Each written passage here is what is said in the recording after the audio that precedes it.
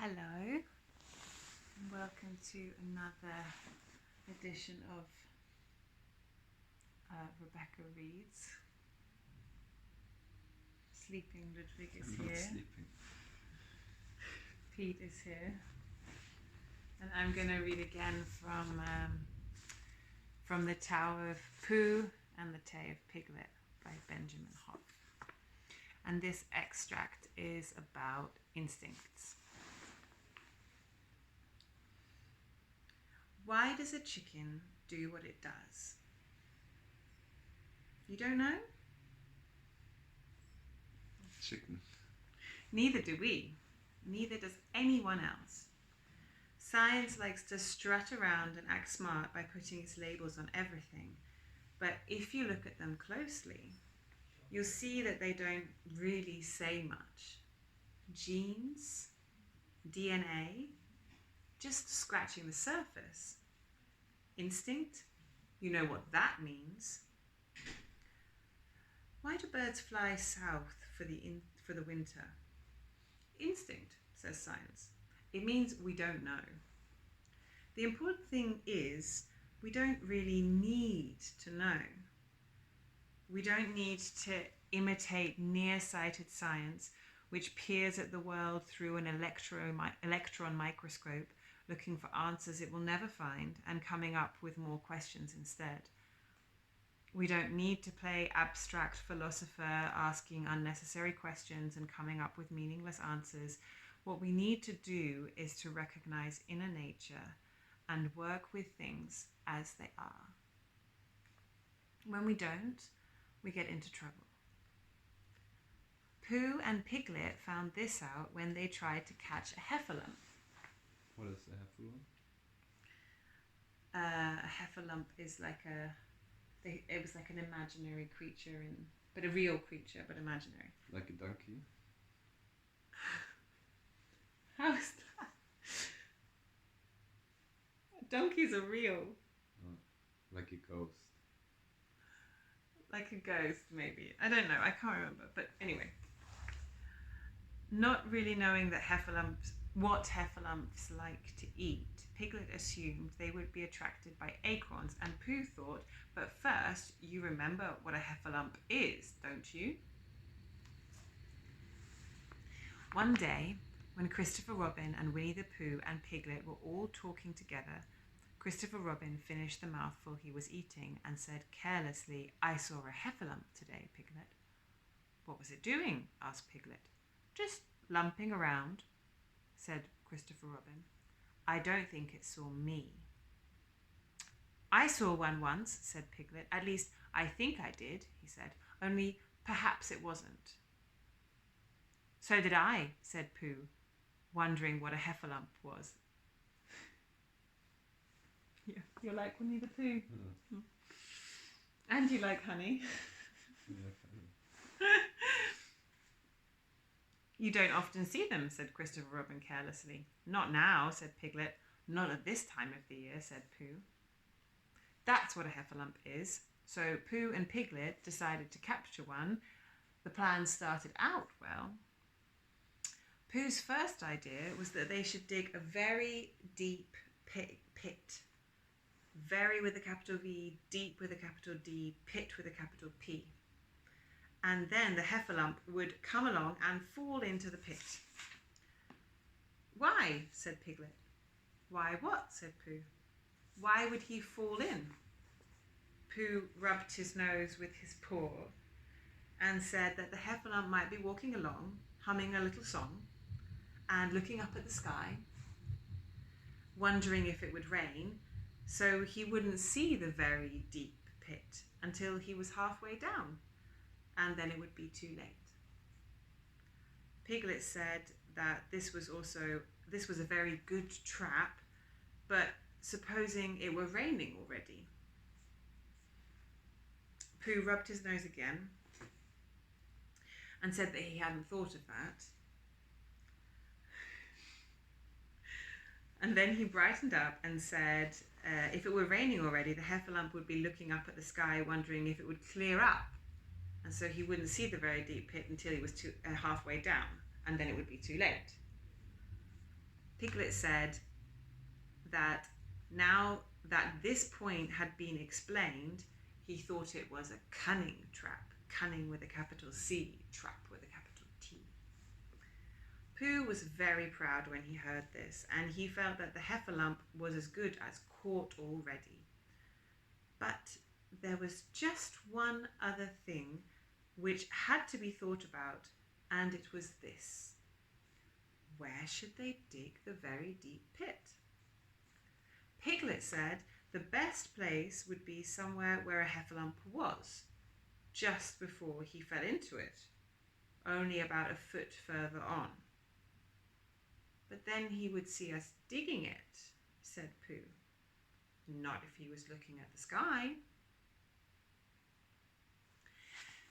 So it sounds easy, doesn't it? Let's see. First you dig a hole, making sure that it's big enough for a Heffalump. And the best way to make sure that the Heffalump gets into the trap once you've made it is to put something that Heffalumps like into it, such as a bag of peanuts or honey, said Pooh. Honey? A jar of honey, said Pooh. Are you sure? A big jar of honey, Pooh insisted. Who ever heard of Heffalumps liking honey? Sticky and gooey. How would they ever? The best thing, said Pooh. All right, honey. You put the honey in the trap, and before you know it, you've got and there's a picture here of Winnie the Pooh with his head inside the honey pot, inside the trap. So something went wrong. That's not a Heffalump.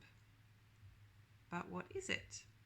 Maybe Piglet will find out when he goes and sees what's in the trap. Help, help, cried Piglet. A Heffalump, a horrible Heffalump. And he scampered off as hard as he could, still crying out, help, help, a horrible Heffalump. Hoff, hoff, a hellible horrorlump. Holl, holl, a hoffable hellalump. That was quite difficult. Well done. Thanks. And he didn't stop crying and scampering until he got to Christopher Robin's home. Whatever's the matter, Piglet, said Christopher Robin, who was just getting up. Heff, said Piglet, breathing so hard that he could hardly speak. A Heffalump. Where? Up there, said Piglet, waving his paw. What did it look like? Like, it had the biggest head you ever saw, Christopher Robin. A great, enormous thing, like nothing. A huge, big, well, like an enormous, big nothing, like a jar. Can you do that in the Piglet voice?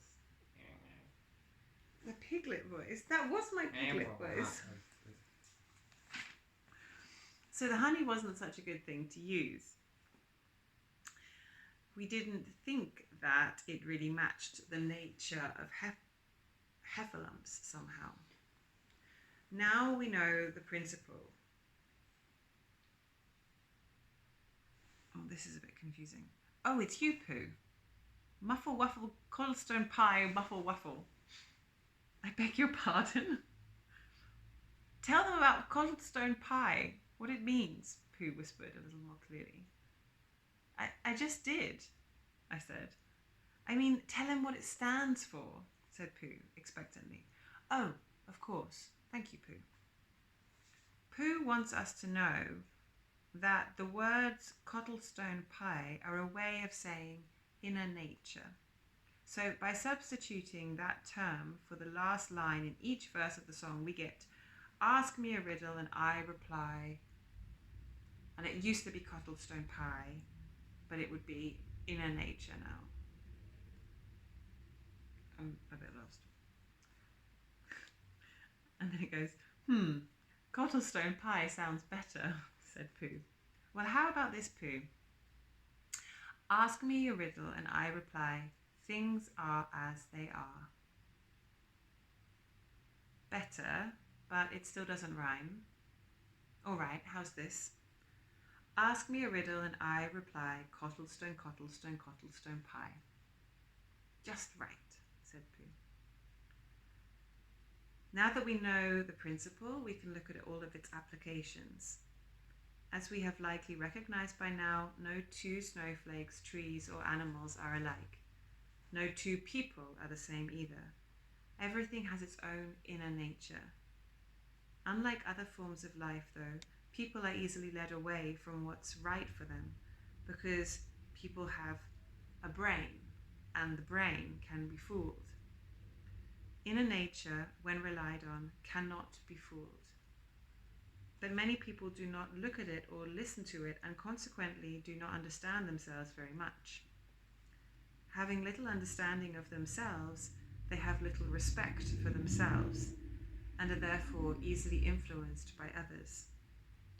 But rather than be carried along by the circumstances and manipulated by those who can see the weaknesses and behavior tendencies that we ignore, we can work with our own characteristics and be in control of our lives.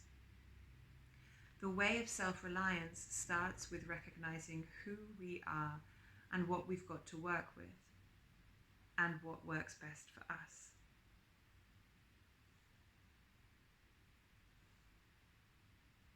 That was nice. Did you sleep? No. No. That's the end. No, but I want to save some for tomorrow. Yes. So, if you like these videos, you can push a like at the bottom of the page. You can subscribe, because whilst we're in quarantine, I keep on putting up videos every day. And somehow it makes me feel nice when I know that people are watching them, not just my parents. And Pete. And Pete. Oh, he looks so cute. Thank you very much for watching, and I hope you sleep well.